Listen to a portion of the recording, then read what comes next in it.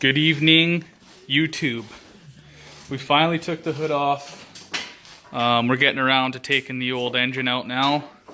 I just finished up the brakes and they look absolutely awesome. And full brand new hardware on them. Brand new OEM bolts, caliper bolts. And obviously new calipers, rotors, refreshing calipers. And proper offset.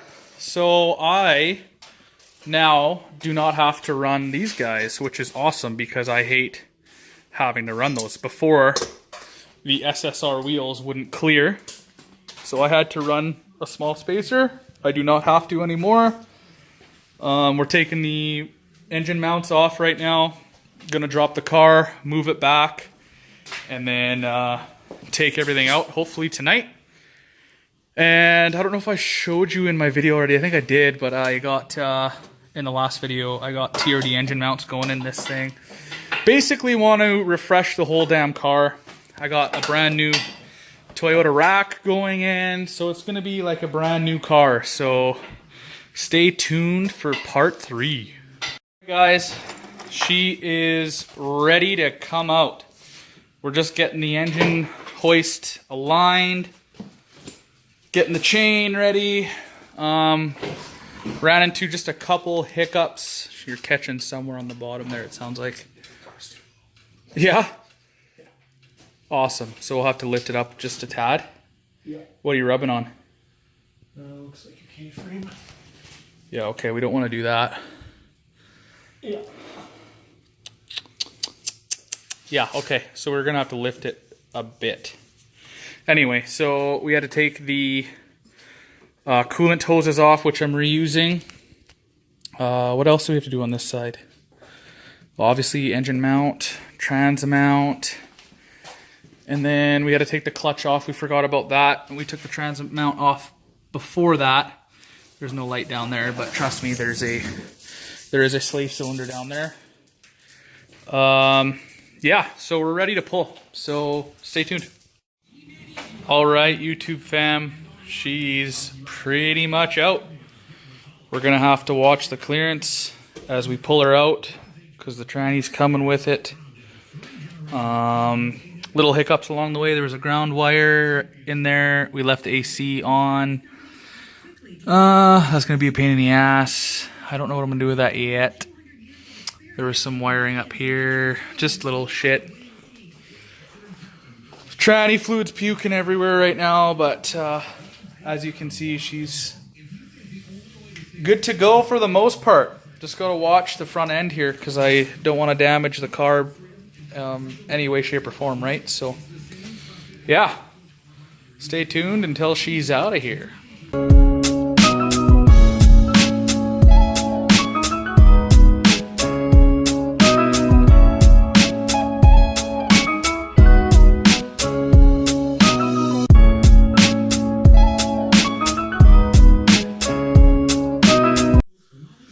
Alright, so as you can see, I am engineless, sort of.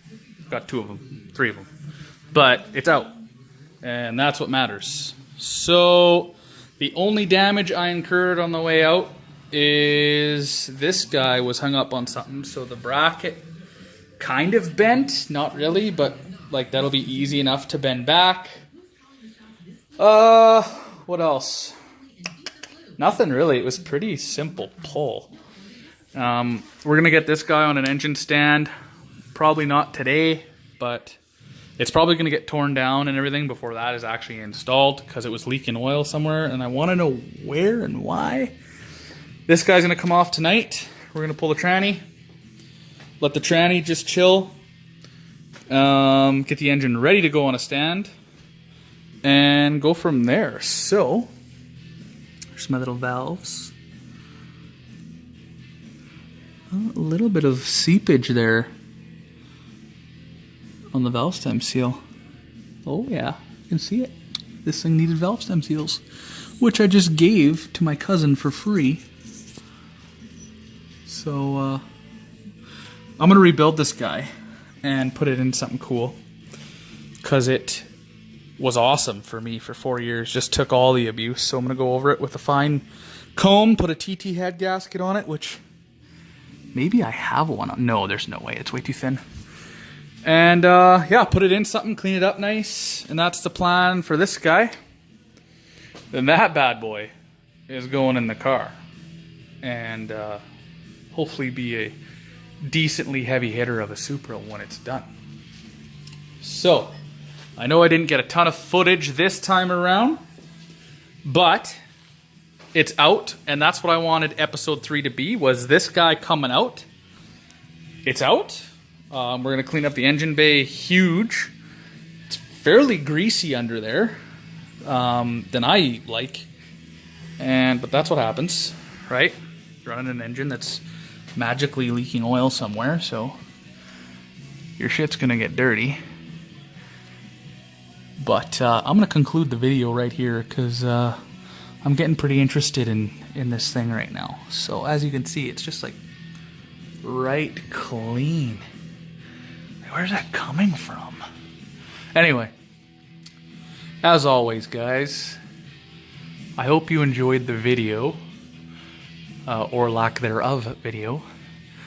And I hope you subscribe and at least get something out of this. It's a pretty easy engine to pull. It's enjoyable to pull. Very easy inline 6 to do. Oh yeah, I took the front crank pulley off because it was about to do damage to my rad support. So we just took that off, and that came off the easiest I've ever done in my life. So that was awesome. But yeah, here's my NAT that's been nothing but awesome up until this point.